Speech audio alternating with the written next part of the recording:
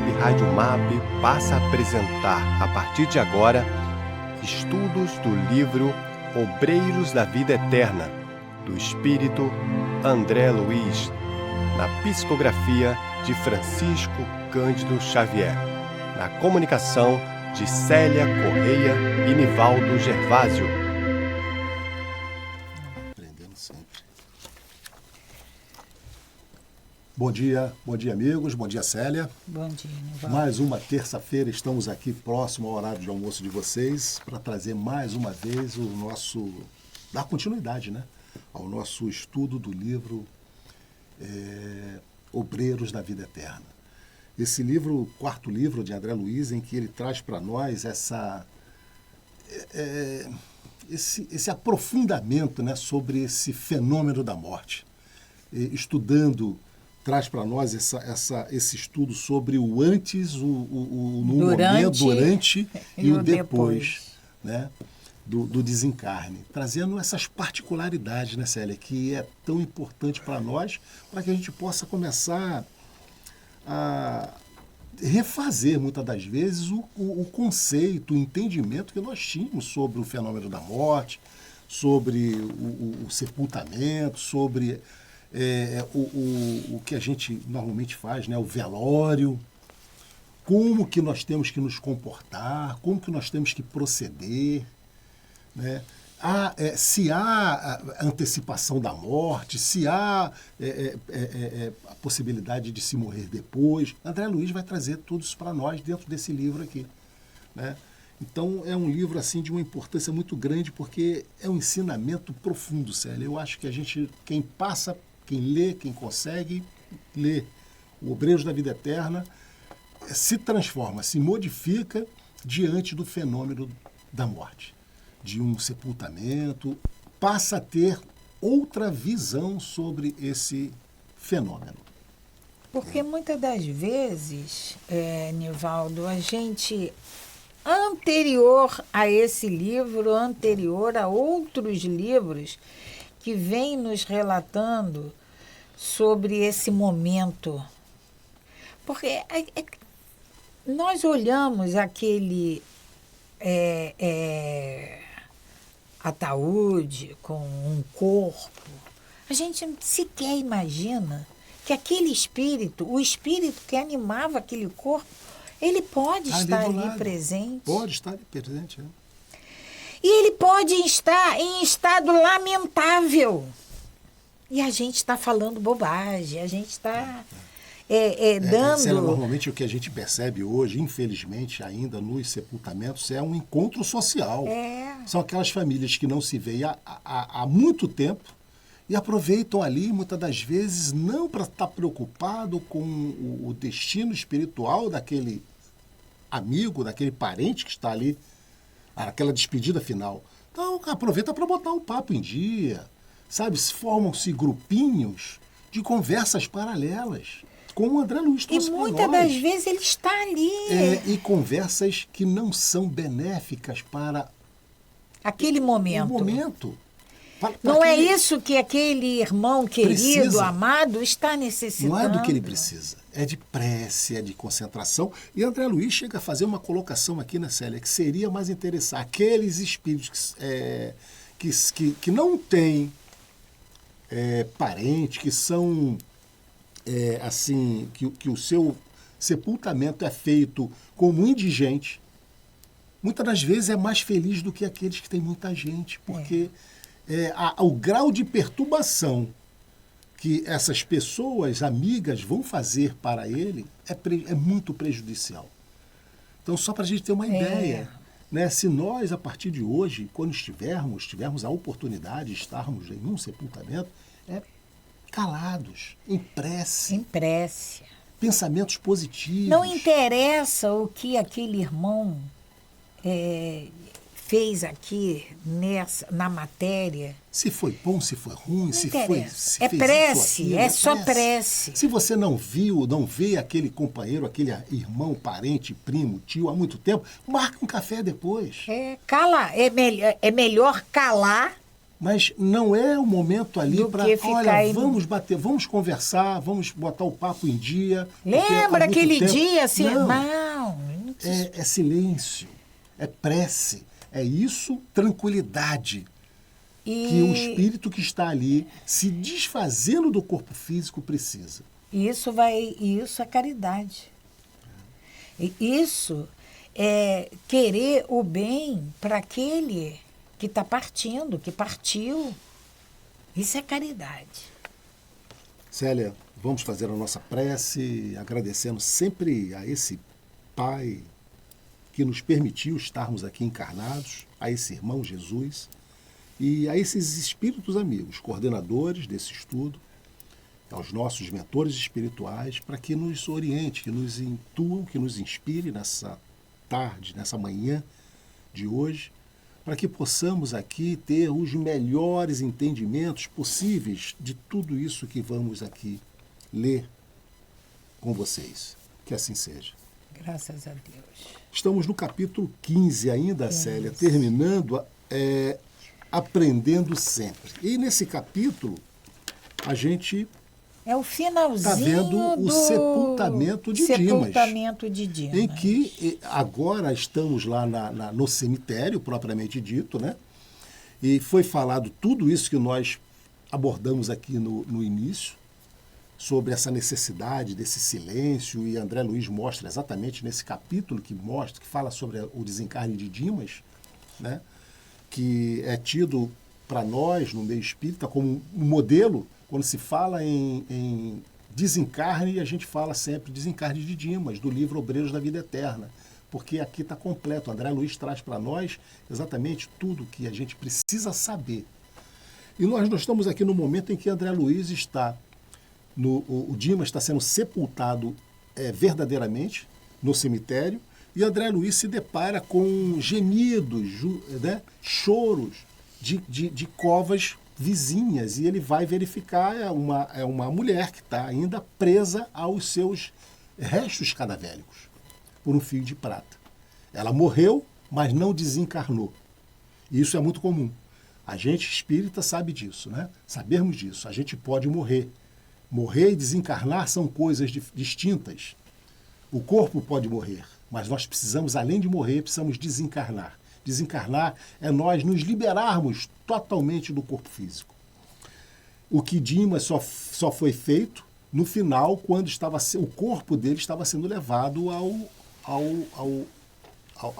cova, né? É que foi cortado o fio de prata. Essa mulher, essa senhora, que André Luiz percebe gemendo, chorando, presa aos restos cadavéricos, André Luiz percebe que ela está presa ainda pelo fio de prata.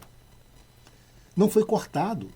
André Luiz se condói com aquela situação, né? Aparece, então, um amigo, que não é dito o nome, mas aparece um amigo que é um dos guardiões do cemitério, e começa a explicar. Posto de assistência espiritual. Ele trabalha, né, no posto de assistência espiritual do cemitério. E até isso André vem nos trazer. Porque qual de nós imaginava que lá teria esses encarregados de assistência?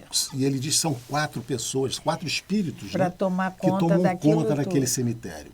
Porque André Luiz fala, né, Célia, quando ele adentra o cemitério, ele percebe nas grades aquela quantidade de espíritos que ele classifica como vagabundos, né? Que estão ali a troco de quê, Célia? Em busca de restos de fluidos vitais. O que são restos de fluidos vitais? Nós, quando encarnamos, nós nascemos com uma quantidade de fluido vital determinada para o que foi programado, que foi planejado no nosso período reencarnatório. Se formos planejados para morrer com 98 anos, nós temos fluido vital para 98 anos. Se morremos com 76, nós temos ainda fluido vital. E são esses fluidos vitais que esses espíritos ficam ali observando para absorver. E nós vimos aqui Jerônimo retirando... Exatamente. O resto dos fluidos vitais e soltando na atmosfera. Ele não, o Dimas ainda apresentava, porque Dimas não foi, de certa forma, um completista.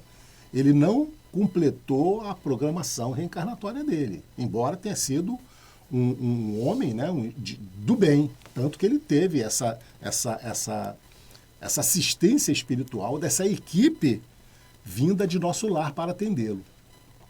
E Jerônimo, então, antes dele ser sepultado, através de passes longitudinais, ele retira o restante do fluido vital para que ele não fosse atacado posteriormente por esses vampiros, né? Espíritos vampiros que iriam lá para absorver. Mas então o André Luiz está tendo as explicações, Célia, necessárias desse guardião do cemitério sobre o porquê dessa mulher estar presa lá ainda no restos cadavéricos. E aí, André, como sempre, a gente vai lembrar lá no início do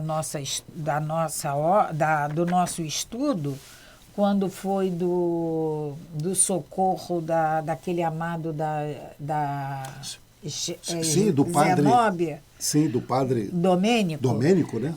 Que André Luiz ficava condoído de todos aqueles gemidos, de todos aqueles pedidos de socorro. E muitas das vezes não podia, não estava no momento certo. A mesma coisa aconteceu com essa mulher, que estava na sepultura chorando. E André fica também condoído dela. E aí ele diz: fitei a infeliz e expus meu propósito de auxiliá-la. Foi André aí Luiz, que nós falamos, foi exatamente. Né? André Luiz, ele quer ajudar. Ele quer. Porque ele está conduído, ela está lá gemendo, chorando, né?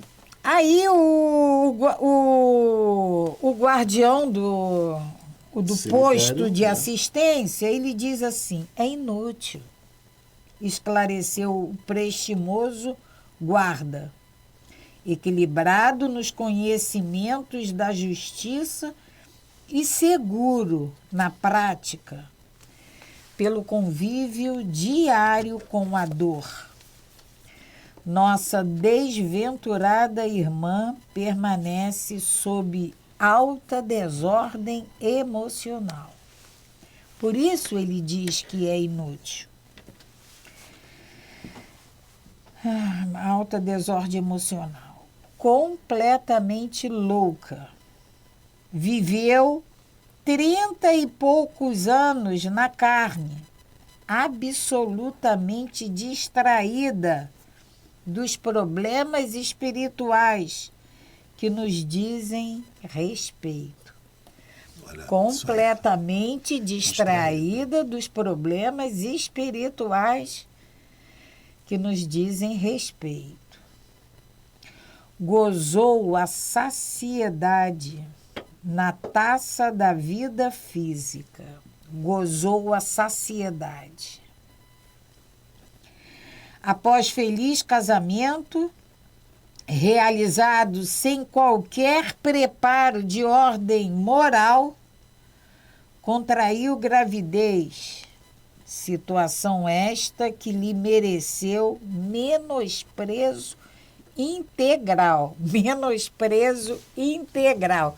Nós já vamos fazendo na nossa tela mental essa vivência dessa... Sim. Não é julgando ela. Mas já vamos entendendo o porquê desse sofrimento.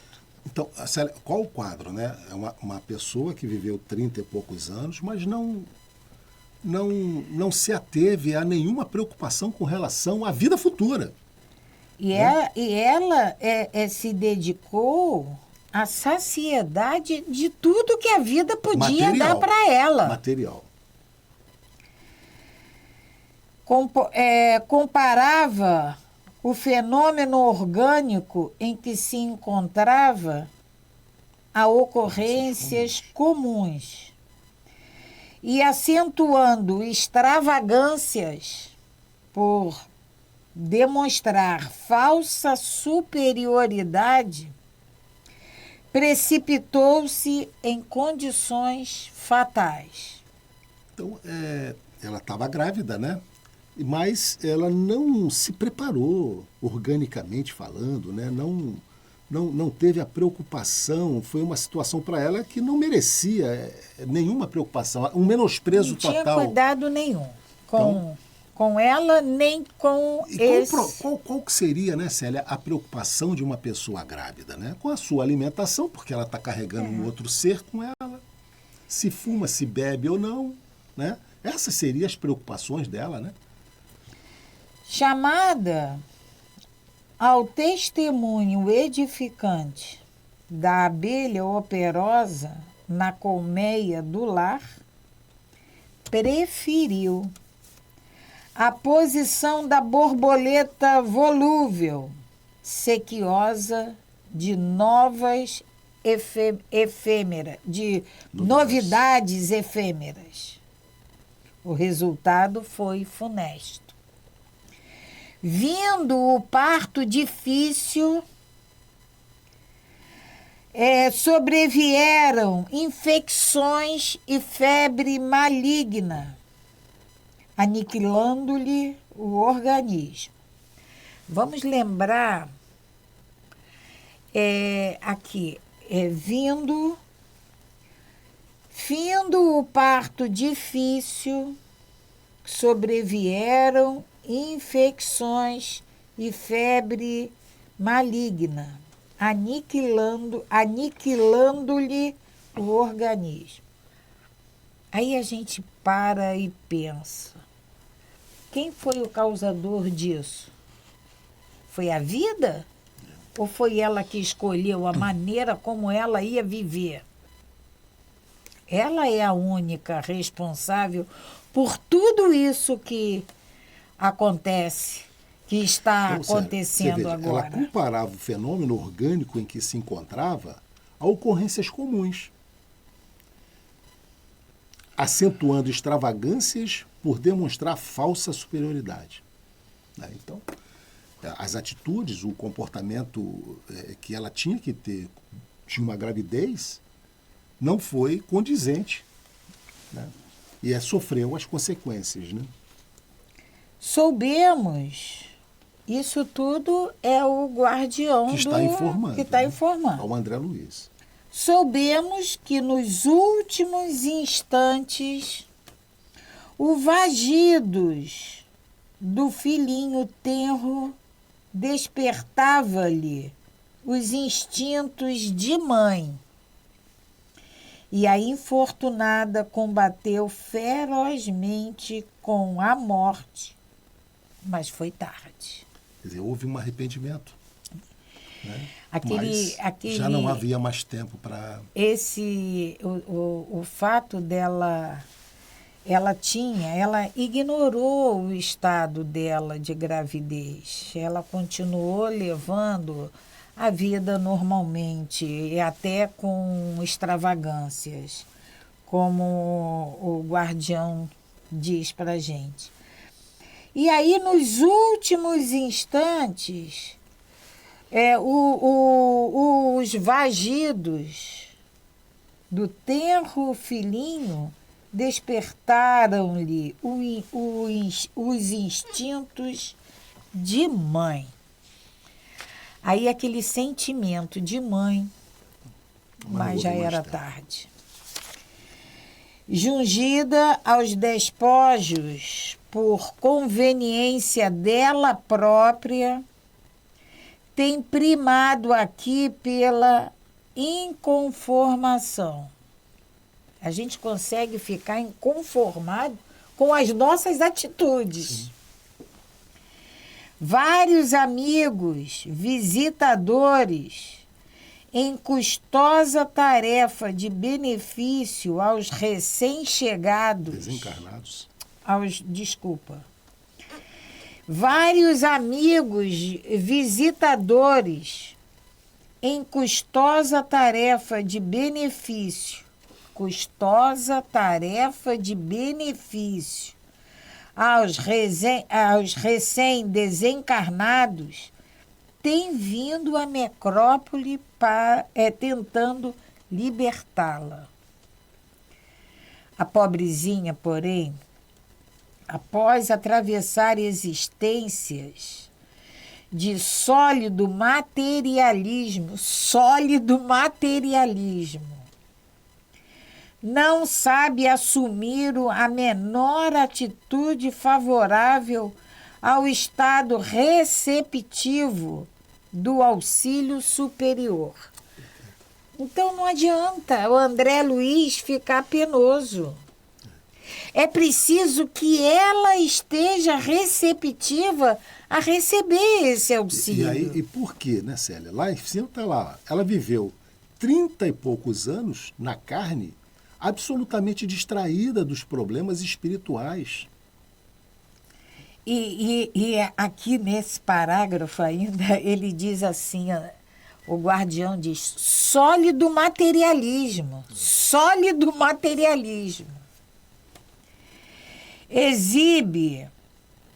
Exige que o cadáver se reavive. Exige que o cadáver reavive. E supõe-se em atroz pesadelo. Ela não se vê morta, né, Célia? Não se vê morta. Ela não se vê morta. Quando nada mais faz senão agravar a desesperação. Os benfeitores, desse modo, inclinam-se à espera da manifestação de melhoras íntimas.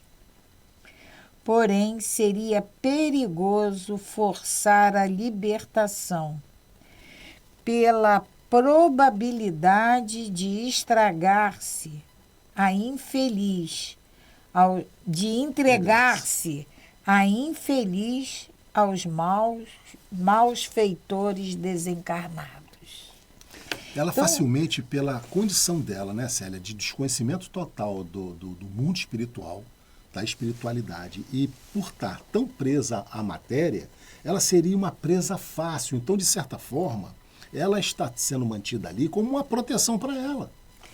Ela não está sendo castigada, não. Esse entendimento que a gente precisa ter. Ela está sendo protegida ali, porque ela cairia facilmente nas mãos de malfeitores desencarnados. E a gente já teve essa experiência aqui mesmo no livro, naqueles vales em que o André Luiz relata dos espíritos que eram dominados pelos outros malfeitores. Olha o que o guarda nos diz. Os benfeitores, desse modo, inclinavam-se, eles estavam ali à espera de manifestação de melhoras íntimas, porque seria perigoso forçar a libertação para que ela saísse dali. Pela probabilidade, existia a chance dela, dos malfeitores desencarnados, aqueles que só queriam se aproveitar, é o que você falou. Sim. Ainda mais que ela tinha essa culpa com ela. Então, mantém ela ali. Manter ela ali, Célia, ainda é o melhor para ela. Era o melhor para ela naquele momento. Indiquei, porém, o laço fluídico que a ligava ao envoltório sepulto e observei. Ou seja, ela ainda estava ligada pelo fio de prata, né? Vê-se, entretanto, que a mísera experimenta a desintegração do corpo grosseiro em terríveis tormentos, conservando a impressão de ligamento com a matéria putrefecada. Não teremos recursos para aliviá-la? Então, Célia, qual o quadro, né? Ela está presa àquele corpo que ela está vendo que está sendo consumido, né? O corpo está apodrecendo. E ela está presa, observando aquilo. E aí ela sente tudo. O corpo está apodrecendo, os vermes estão ali. E ela sente aquilo tudo. André Luiz, tomei atitude espontânea de quem desejava tentar a medida libertadora e perguntei: quem sabe chegou o momento? Não será razoável cortar o grilhão? Cortar o fio de prata e libertá-la? Libertar o espírito? Que diz? Objetou surpreso o interlocutor. Não, não pode ser. Temos ordens. Porque muitas das vezes o André Luiz, Célia, nesse momento, ele se comporta como nós nos comportamos muitas das vezes em querer aliviar a dor de alguém, mas sem saber as consequências do que isso vai acontecer. E aqui, esse guardião, ele sabe, ele tem ordens, ele tem conhecimento do que poderia acontecer com ela, mas André Luiz só está vendo ali um momento instantâneo de libertá-la daquele sofrimento. Por que tamanha exigência? Insistir. Se desatássemos a algema benéfica, ela regressaria intempestiva à residência abandonada, como possessa de revolta a destruir o que encontrasse. Olha a gravidade da situação. Não tem direito, como mãe infiel ao dever, de flagelar com a sua paixão desvairada o corpinho tenro do filho pequenino. E como esposa desatenta às obrigações, não pode perturbar o serviço de recomposição psíquica do companheiro honesto que lhe ofereceu no mundo o que possuía de melhor. Então ela ia provocar, evidentemente, no seu lar, no antigo lar, né? Tanto ao marido quanto ao filho, uma desorganização espiritual. Então, não era possível isso. Da lei natural. Porque nela, ela estava possessa de revolta, o desequilíbrio era total e ela ia influenciar o filho, o marido, e aqui o guardião do cemitério, ele nos diz, o marido que ofereceu tudo a ela. Ofereceu o que ele tinha de melhor. Ela não tinha esse direito de ir lá perturbar todos. Quando acalmar, continua o guardião, quando acalmar as paixões vulcânicas. Acho que você é da lei natural que o lavrador... Ah, não, desculpa. É da lei natural que o lavrador colha de conformidade com a semeadura. É o que nós sempre plantio, falamos. A gente vai colher, planta e colhe. Vamos colher o que nós plantamos. O nosso Pai permite que plantemos o que quisermos. É nossa escolha plantar. A única coisa que ele exige, e aí a gente, querendo ou não querendo, a gente tem que reconhecer que é a justiça dele, que a gente colha. Claro, se eu plantei, eu colho. É seu, né? Então é da lei natural que o lavrador colha de conformidade com a semeadura. Quando acalmar as paixões vulcânicas que lhe consomem a alma, quando humilhar o coração voluntarioso, de modo a respeitar a paz dos entes amados que deixou no mundo, então será libertada e dormirá sono reparador, em instância de paz que nunca falta ao necessitado, reconhecido as bênçãos de Deus. Então, Célia, olha só, essa informação é importante, né?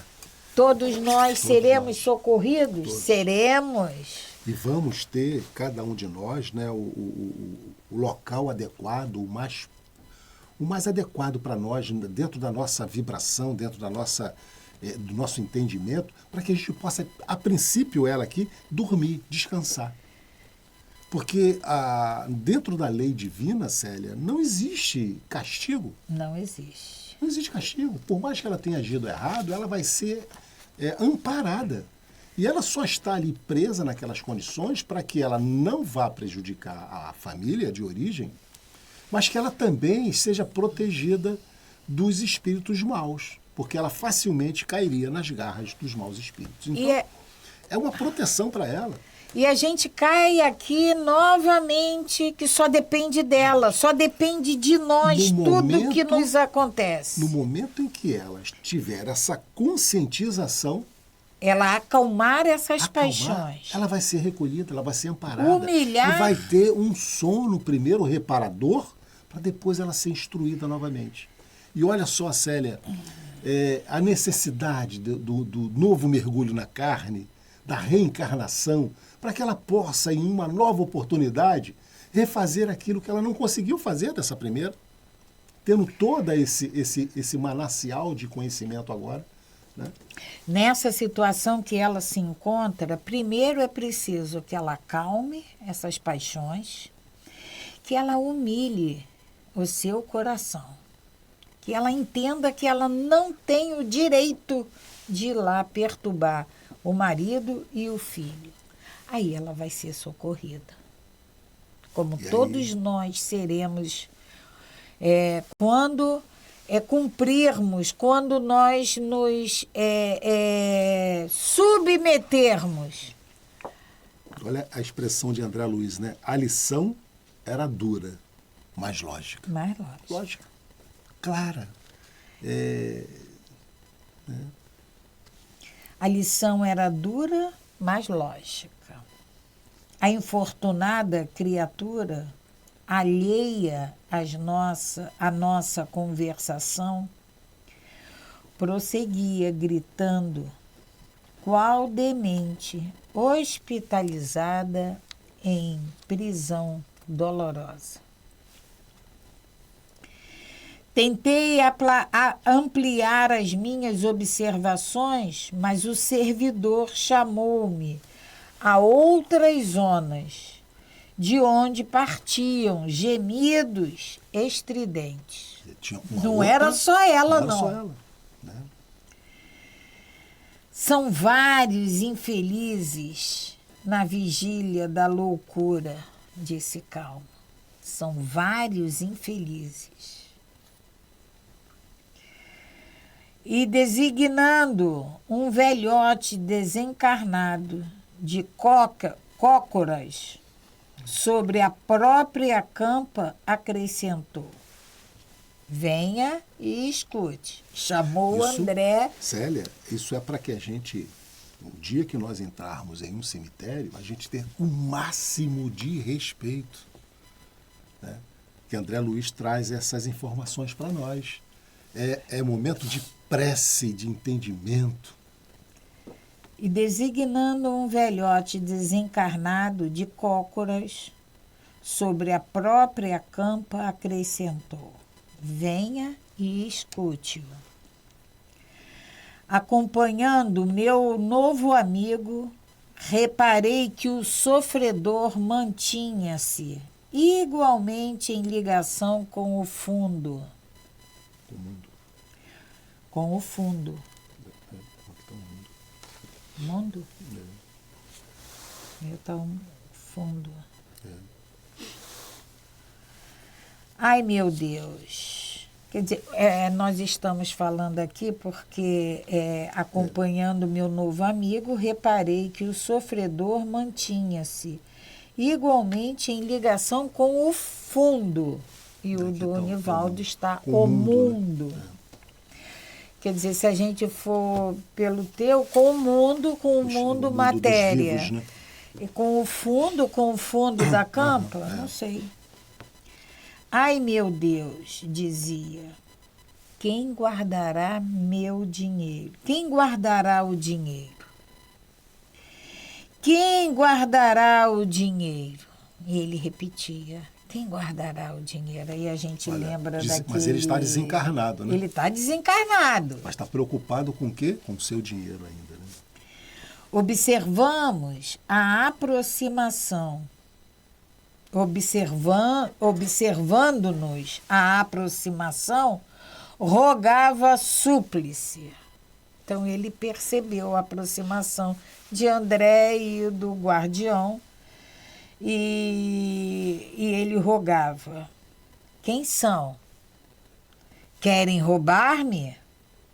Socorram-me, socorram-me. Debalde enderecei-lhe palavras de encorajamento e consolação.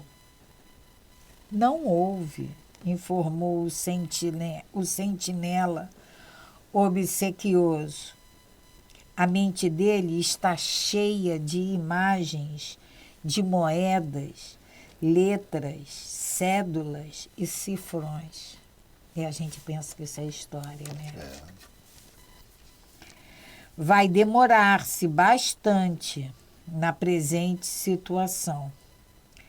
E como vê, não podemos, em sã consciência, facilitar-lhe a retirada, porque iria castigar os herdeiros e zurzi-los diariamente.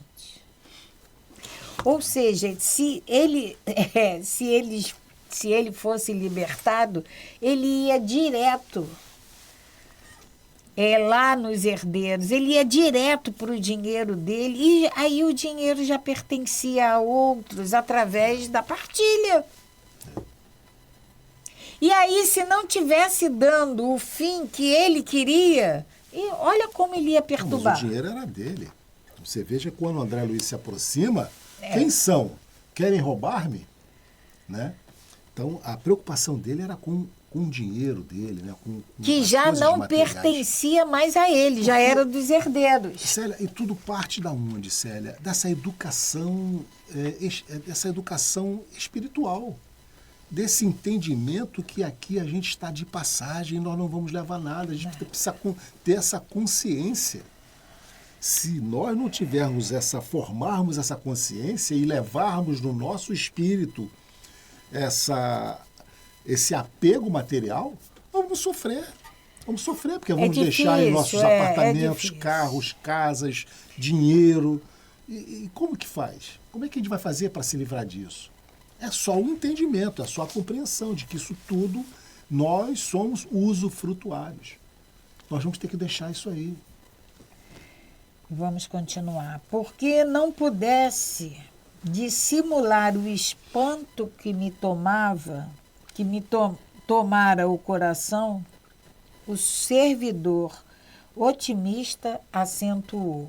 Quer dizer, André Luiz estava espantado com tudo aquilo. Sim, aquilo para o André Luiz, primeiro que ele entra no cemitério, ele vê aquela quantidade de espírito nas grades. Depois ele vê a situação da mulher presa ainda no fio de prata. E agora esse amigo apresenta esse outro senhor, também preso, por questões materiais, né? Não há motivo para tamanho assombro. Estamos diante de infelizes, aos quais não falecem proteção e esperança, porquanto outros existem tão acentuadamente furiosos e perversos, que do fundo escuro do sepulcro se precipitam nos tenebrosos despenhadeiros das esferas subcrostais tal o estado deplorável de suas consciências atraídas para as trevas pesadas. E aí a gente vai vendo, Célia, que cada um tem o desencarne que precisa.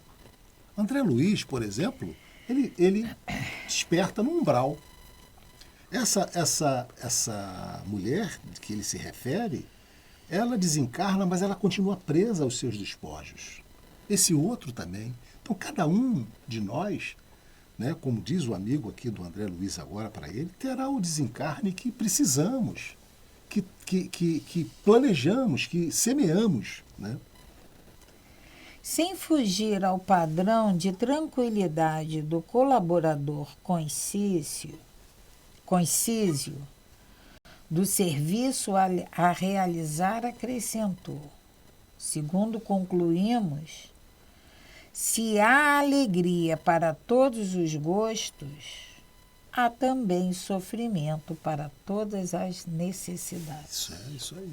Né? Então, há alegria para todos os gostos, mas também há sofrimento para todas as necessidades. Não é sofrimento para castigar, não. É a necessidade. É o plantio e a colheita.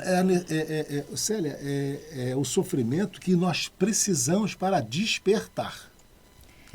Nesse instante, Jerônimo chamou-me a postos. Agradeci ao amável informante, profundamente emocionado pelo que vira, e despedi-me incontinente. Esvaziara-se de companheiros encarnados a necrópole, e o próprio coveiro dirigia-se à saída. Foi comovente o adeus entre Dimas e a genitora. Lembramos da mãe dele? Sim, que acompanhou ele, né? Isso. Que prometeu visitá-lo sempre que possível. Ela estava em posição diferente. Ela é mãe. A gente pensa, mas o Dimas vai ficar com a mãe? Não. Não. Porque agora mudou. Cada um vai ficar dentro da sua vibração, dentro das suas necessidades. A mãe do Dimas estava em uma outra colônia. Dimas precisava ir para uma que fosse mais propícia à recuperação dele. A necessidade que ele dele se apresentava naquele momento.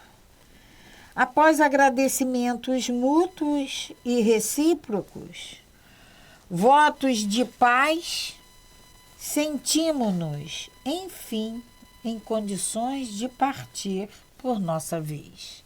A equipe de Jerônimo. Antes, porém, minha curiosidade inquiridora desejava entrar em ação. Como se sentiria Dimas agora? Não seria interessante consultar-lhe as opiniões e os informes?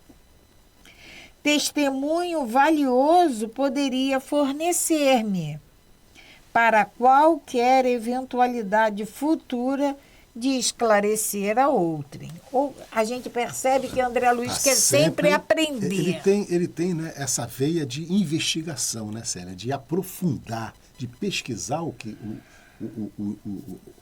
está acontecendo, os fenômenos, as coisas, né?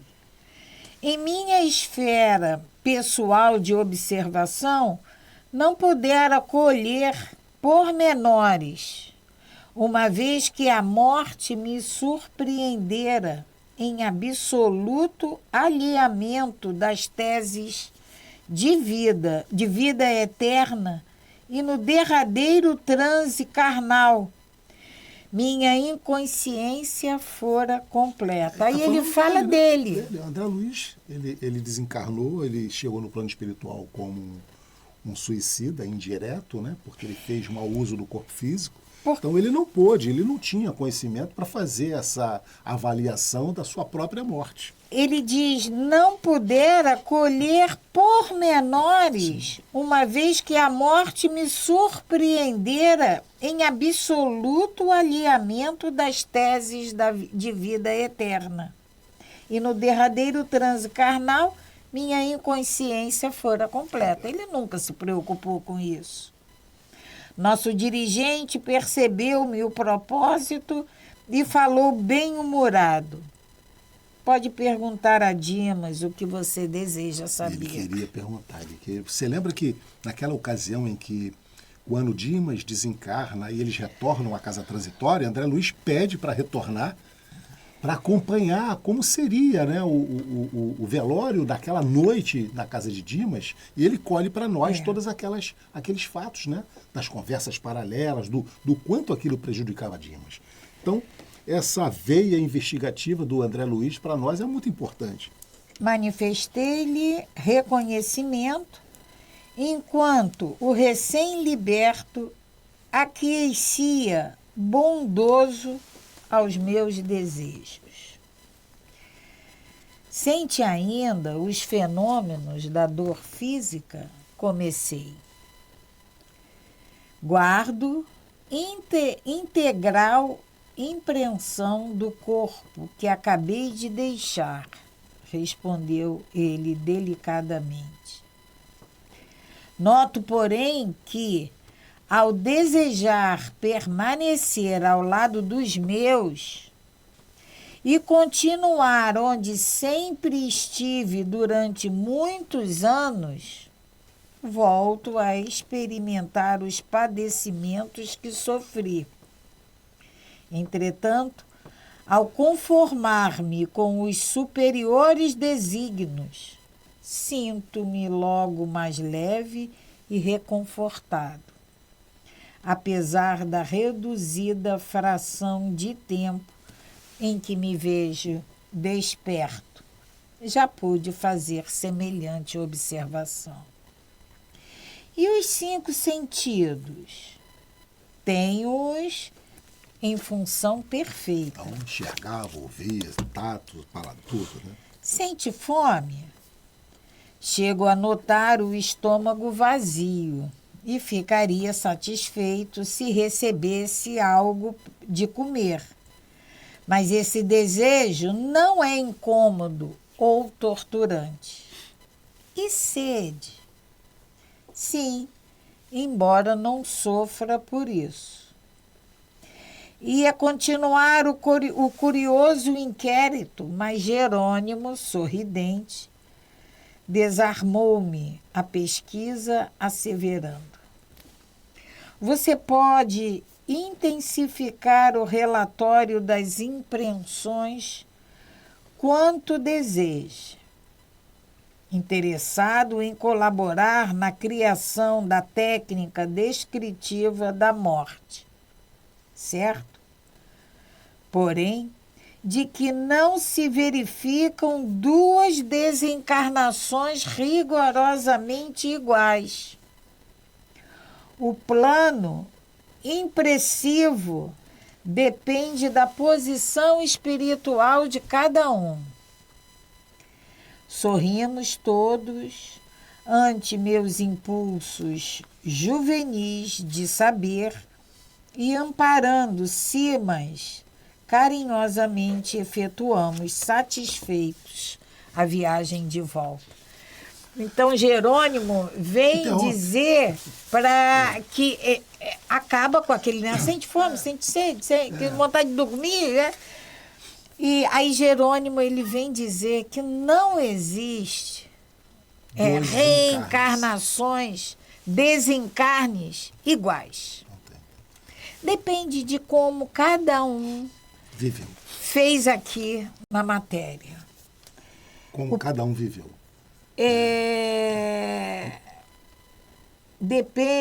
Depende da posição espiritual de cada um. Então a gente acaba o desencarne de Silas, de Dimas, e vem o capítulo 16, Exemplo Cristão. Que vai ficar para a próxima semana, né, Célia? A gente termina aqui. Terminando o horário. Foi um desencarne com muita informação, muitos tópicos que nós precisamos rever, por isso a importância desse livro. É uma desencarnação completa que vem nos mostrar do momento da doença ao momento de libertação de todas as energias, de todos os fluidos.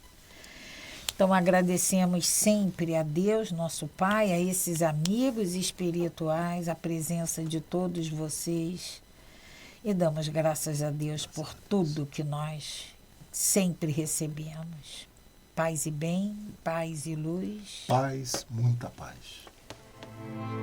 A Web Rádio MAP apresentou o programa Estudo do livro Obreiros da Vida Eterna, de André Luiz, na psicografia de Francisco Cândido Xavier. Na comunicação de Célia Correia e Nivaldo Gervásio.